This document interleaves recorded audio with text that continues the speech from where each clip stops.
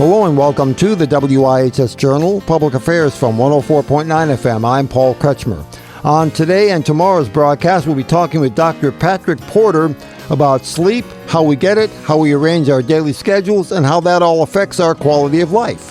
One of the things that's been intriguing people has been, because of the COVID-19 pandemic, many, if not most people, at least for a while anyway, those that were deemed non-essential, for instance, were required to stay home, and some may not have worked because their work was at a workplace that required them to be there, like a restaurant, for instance. And then there were other people in the insurance industry, for instance, who worked from home, but they were able to make their schedule maybe a little bit more of their own choosing.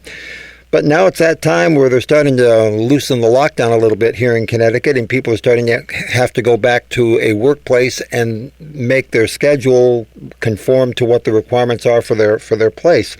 What can you tell to such people who are returning to work, and how to get the kind of sleep and maintain the kind of health they should now that they may be once again entering more of a regimented lifestyle than perhaps they've been enjoying recently? Yeah. Well, first thing is to get back on that regimented lifestyle as quickly as possible. And there's a few things they can do. If they're used to going to bed at 10 o'clock when they were working, then start doing that immediately. Even for sleep health and what they call sleep hygiene, if you're going to sleep at a certain time, our brain loves patterns. So when we get out of the pattern, what happened like with COVID-19, people were waking up, maybe working in their PJs till 12, or, going to sleep after 2 o'clock at night.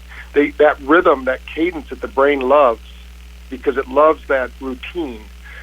Almost everyone had the experience on the weekend where they turned like they were going to work, but they wanted to go the other way, maybe for some family event, and the family has to remind them, hey, Dad or Mom, we're going the wrong way, because we're such creatures of routine.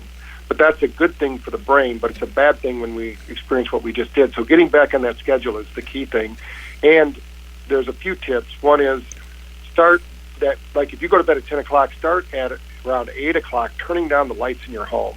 Too many people are exposed to light, and it's not just blue light, it's all light. Our brain, 100 years ago, the average person slept 12 hours a day because we didn't have lights. We didn't have 300 channels on television. We didn't have social media. So there wasn't a lot to keep us up at night. So we got the sleep, the rest, the recharge we need. In the 80s, that changed to being 8 hours. In the 90s, it became 7 hours, and now they're saying the average person only gets 6 hours. So we need to get back on that schedule. That means darkening our room, making sure that we have a cooler bedroom if possible, because our core temperature has to drop at least 1 or 2 temps to really get that deep level sleep that we need.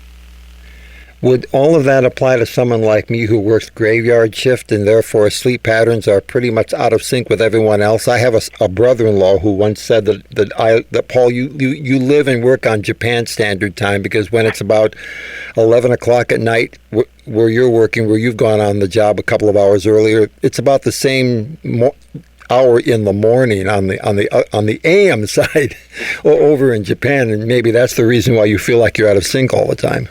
Oh, yeah. I mean, our bodies, there's a lot of health issues that unfortunately come from that. So you have to kind of work with, you can do what we call biohacking, which means you can trick your body into thinking it's daytime or nighttime. So for you, having a dark room during the day is really important, because if your body doesn't believe that it's going through that sleep cycle, you won't trigger enough melatonin to start the circadian cycle.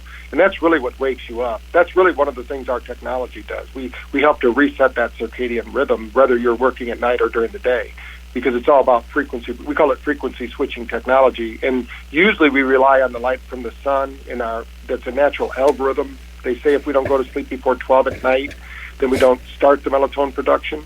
So that's 2 hours before sleep. So in your case, you've got to trick the brain into starting that melatonin production when you go to sleep, because it only happens during deep level 4 sleep. I kind of suspected that, but I'm glad that you were able to confirm that for me. That gives me more confidence in what I'm attempting to do with myself. Sometimes people try to maintain one schedule during the weekdays and then a different schedule on the weekend. A long time ago, there was a CBS correspondent named Hughes Rudd who did the early morning program. And friends of his, according to what I've read, used to ask him, how do you have any fun on the weekend? And he said, well, I have my fun. It's just that I follow the same schedule 7 days a week because it's easier to maintain my body rhythm if I do it the same way all week long rather than trying to awkwardly switch back and forth every week.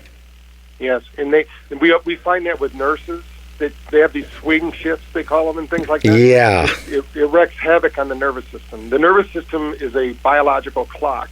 So that would be like starting your clock at a different time every day instead of having, the 12 o'clock, the 12-hour hand, the 12-hour clock. You have to start. It's that rhythm, that cadence. So if you're a nighttime worker, you should maintain that nighttime activity. What does that do for people like police officers or firefighters who rotate through all three shifts over the course of time? Their body must be mixed up all the time.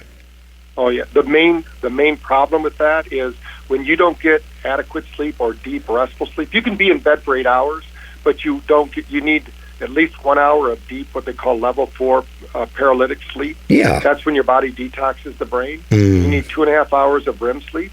If that's interrupted because of these different sleep patterns, if you don't get the adequate amount of sleep, they now know that it's almost like you're operating with a drunk brain. So, they've taken people and they said, okay, we're going to give you less than 4 hours sleep 3 consecutive nights. They go out and drive. They drive the same as somebody who's had 3 or 4 drinks. You would think they were intoxicated, but the brain isn't operating because the brain, our superpower is really sleep.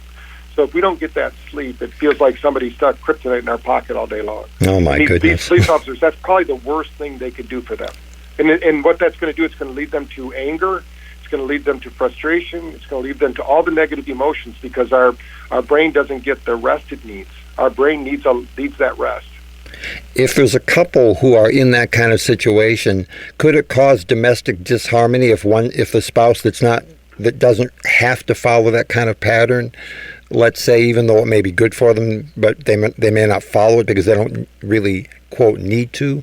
Could it cause domestic disharmony because one needs to do that for their best welfare, but the other person doesn't understand why they're doing that and why they have to do that, or they need them for a task in the house or something like that, and so they wake them up at an oddball time. You need to do this right now, but your body, as you describe, hasn't had that kind of restedness already?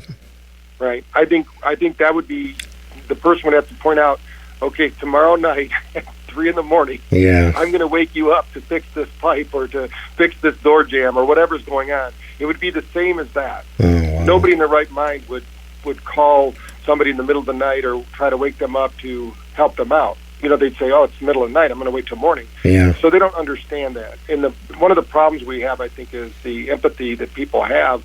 They don't understand what other people are going through. It's I've got my way of living, and, being my company, I'm in 120 countries with my program. Yeah. So we have offices that call me all time of the day and night, oh, and my they goodness. think I'm just supposed to answer the phone and be on there with them, and that's virtually impossible. So I think, yes, it would definitely, because you'd be out of phase. It would be like, the old, it's like you walk in from work and they're walking out to work. It's a totally different mindset when you're coming home from work or when you're leaving for work. So that has a lot to do with it. So there'd have to be a lot of give and take in that relationship for sure. Yeah, that reminds me also of a sort of what I would call a related situation, which is I've had a newborn son in my house about 30 years ago.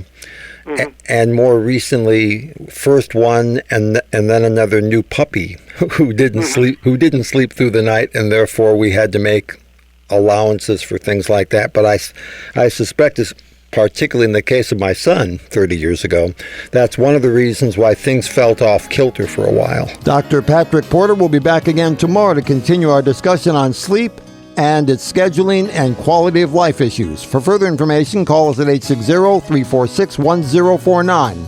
The opinions expressed are those of the participants, not necessarily those of the staff or management of the station. I'm Paul Kretschmer on the WIHS Journal, Public Affairs from WIHS, Middletown.